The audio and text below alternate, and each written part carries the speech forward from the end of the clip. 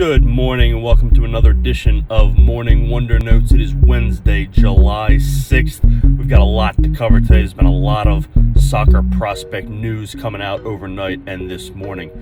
First up, we've got some Liverpool news. I use news with in quotes a little bit. There's a report out from, I think, yesterday about Jude Bellingham, who's currently with Borussia Dortmund, and he's been linked to a lot of teams, but he has been linked with Liverpool pretty strongly. They appear to be sort of the unofficial leaders in the clubhouse. This report was interesting, though, because the quote in the report says that they are interested in him to, quote, please Jurgen Klopp. And that's got to be one of the dumbest things I've ever heard. First of all, Liverpool's run better than that. They're not making signings just to please their manager. They're making signings because Jude Bellingham's a really good player. Of course it would please Jurgen Klopp. He'd please any manager. He's a phenomenal talent. He's young. He's got international experience. He's got a ton of club experience. He's going to be a great addition to anybody. So it's a weird report. I hate these kind of reports because you never know where they come from, but it just sounds like pure nonsense. Of course, Liverpool is going after Jude Bellingham. The only question is, can they fend off some of the other top clubs in Europe, and can they get him this year versus next year? And that part seems unlikely. Most reports have said that he's going to stay at Dortmund one more year. They have a track record. They managed to do that with Erling Haaland, held on to him for a year longer than the rest of the clubs in Europe would have liked. So my guess would be Bellingham stays with Dortmund for another year and then moves to Liverpool or somewhere else, but Liverpool is linked strongly with him. Another report about Liverpool came out yesterday about Harvey Elliott, who's still only 19, believe it or not, and he was off to a good start last year, and then he just had a devastating injury that ended up costing him the whole season. He was out for a few months, and then he came back, but was playing with the under-23 team just to get his legs back under him and get some game shape, and he really just never got back on his feet. The report is that he is going to stay with Liverpool this year and get a chance with the first team, which is good to hear because given how tough it was for him to come back last year, it would have made some sense to put him out on loan, particularly if you don't think you can get him in your rotation. But it looks like Jurgen Klopp wants to count on him to a certain extent, which is great. It's always nice to see a young player getting a chance with one of the bigger teams, because sometimes it's just tough to crack those lineups, and Jurgen Klopp is not the type that rotates his starting lineup heavily, so that's not always a given. But it does appear that Liverpool is going to let Harvey Elliott fight for some playing time this year, and that'll be fun to see. Next up, we have Aaron Hickey, a 20-year-old Scottish fullback who is on the verge of signing with Brentford for close to £19 million.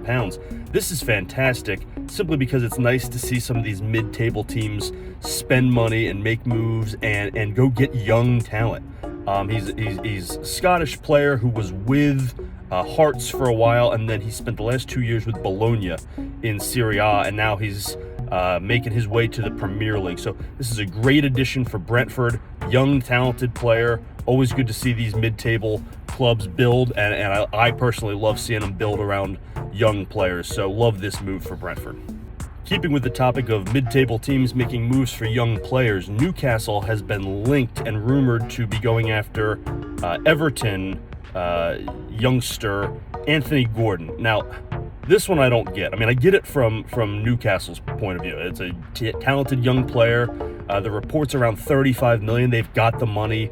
They're spending money, and I've touched on this before, but I'm thrilled to see a team like Newcastle, who has all this money to spend, going after young talent and building, and not just throwing it after aging superstars, because we know that'll be a disaster. So they appear to be building well, which should be scary for the rest of the Premier League. So I get it from Newcastle. Everton, what are you doing? You had almost no bright spots last year. Anthony Gordon was one of them. A young player who got a lot of time and was successful. One of the few positives of being a bad team and having a bad season is you can let your young guys play a little bit. And he did well. This is a guy you should be building around. I get why you let a Richarlison go and some of the other guys who it hasn't worked with, clearly, but Anthony Gordon is 21 and talented. He should be one of your cornerstones. You cannot take the money on this one. Work out an extension. I mean, unless he just hates it at Goodison Park, but I have not seen reports about that. So if I'm Everton, I'm doing everything I can to extend him, make him happy, do whatever I can to keep him and not be lured away by Newcastle. But maybe there's nothing they can do, and at least they'll get a lot of money for him. But I don't get this one from Everton. They've got to fight this tooth and nail. Good for Newcastle, though. Next up, we've got some reports that Crystal Palace has been linked with Morgan Gibbs-White. I like this move. Crystal Palace has done a really good job of identifying young talent lately and acquiring them before they get too expensive. Then they'll probably end up flipping most of them rather than building a long-term nucleus. But that business model works to keep you in the Premier League as well. Morgan Gibbs-White went down to the Championship last year and had a lot of success. He's a former Wolves player, and this is a nice move for them if they can pull it off. It's another young building block for Crystal Palace, who is sort of quietly building a nice young team. So we'll see if this one comes to fruition, but a good quality move, and they seem to have the right mentality in team building these days. And last but not least, there's a report out that Tottenham had been interested in Sven Botman before he signed with Newcastle, but that the reason they backed off was they were afraid of his lack of experience playing in a back three. Now, I understand there would be a transition, but do you not have coaches? Is that not what you have coaches for?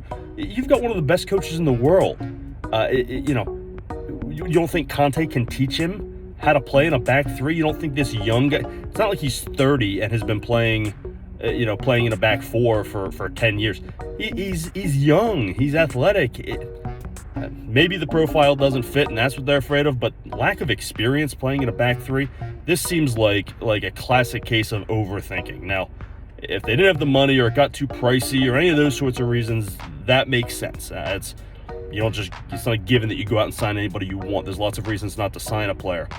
This sort of report always makes me scratch my head about the legitimacy of it, but it is sourced, so it's just a very Tottenham thing to do. I don't understand. If that's really why you didn't go after this young player, boy, you are being awfully picky about acquiring good young talent. So, good luck finding exactly what you want. Thanks for joining us on a busy prospect day here at Morning Wonder Kids at Total FIFA Career Mode.